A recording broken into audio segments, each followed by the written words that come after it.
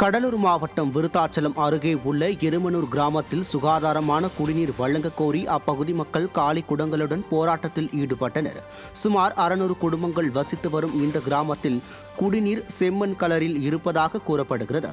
இதுகுறித்து பலமுறை புகார் அளித்தும் அதிகாரிகள் நடவடிக்கை எடுக்காததால் விருத்தாச்சலம் ஊராட்சி ஒன்றிய அலுவலகத்தை அப்பகுதி மக்கள் காலி குடங்களுடன் முற்றுகையிட்டு நிர்வாக திறனற்ற ஸ்டாலின் அரசுக்கு எதிராக கண்டன முழக்கங்களை எழுப்பினர்.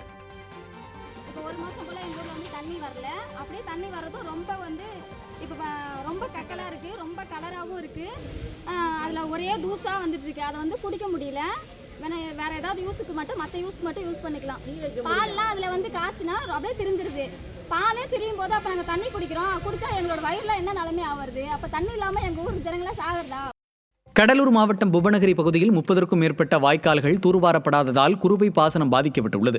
புவனகிரி, சேத்தியாத்தோப்பு, வீராணம் ஏரி பகுதியில் உள்ள 30க்கும் மேற்பட்ட பாசன வாய்க்கால்களை தூர்வாருகிறோம் என கண் துடைப்பிற்காக தூர்வாரி திமுகவினர் அரசு பணத்தை தூர்வாரியதாக கூறப்படுகிறது. இதனால் தற்போது தண்ணீர் செல்ல வழியின்றி இந்த வாய்க்கால்கள் தூர்ந்து போய் குறுவை பாசனம் பாதிக்கப்பட்டது.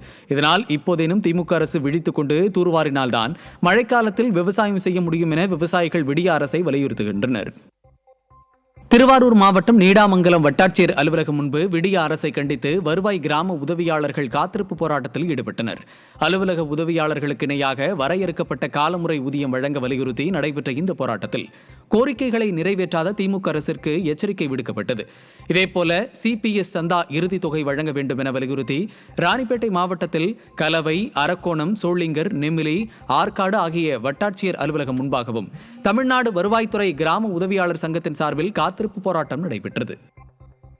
தஞ்சை மாவட்டம் பட்டுக்கோட்டை பொன்வராயன் கோட்டை பகுதியில் உள்ள வட்டாட்சியர் அலுவலகத்தில் தமிழ்நாடு வருவாய்த்துறை கிராம உதவியாளர்கள் காத்திருப்பு போராட்டத்தில் ஈடுபட்டனர். வட்டாட்சியர் அலுவலகத்தில் சிபிஎஸ் சந்தா இறுதித் தொகை வழங்க வேண்டுவது என்பன உள்ளிட்ட 3 அம்ச கோரிக்கைகளை வலியுறுத்தி காத்திருப்பு போராட்டத்தில் கிராம உதவியாளர்கள் கோஷங்களை எழுப்பினர்.